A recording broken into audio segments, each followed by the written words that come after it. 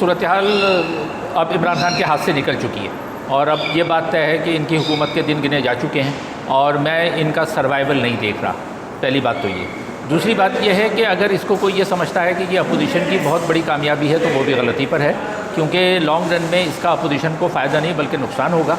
क्योंकि ये जो ट्रैप बिछाया गया है, इस ट्रैप में नून लीग भी आई है और पीपल्स पार्टी भी आई है। ये इमरान खान को बेशक हटा देंगे, लेकिन उसके बाद जो हालात डेवलप होंगे वो इससे भी ज़्यादा ख़राब होंगे जो कि इस वक्त मौजूद है। तो ये मैं दोनों सूरतों में ये समझ रहा हूँ कि ये एक अच्छा कदम नहीं है।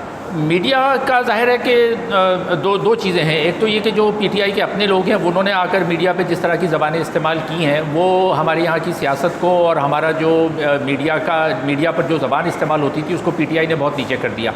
लेकिन साथ साथ मीडिया के लोगों की जो ज़िम्मेदारी थी वो भी पूरी तरह से उसको अदा नहीं कर पाए।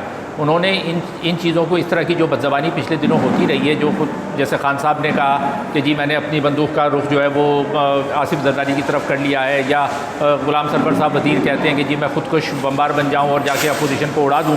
तो इस पर अपोजिशन ने, मीडिया ने जो है वो उसको ज़रा भी सेंसर नहीं किया, बल्कि उसको उसी तरह नशर किया, बल्कि बार बार करते रहे। तो ये एक तरह का मैं समझता हूँ इंसाइटमेंट टू वायलेंस है, तशद्दुद पे उकसाने वाली बातें हैं जिसकी मीडिया को इनकरेज नहीं करना चाहिए।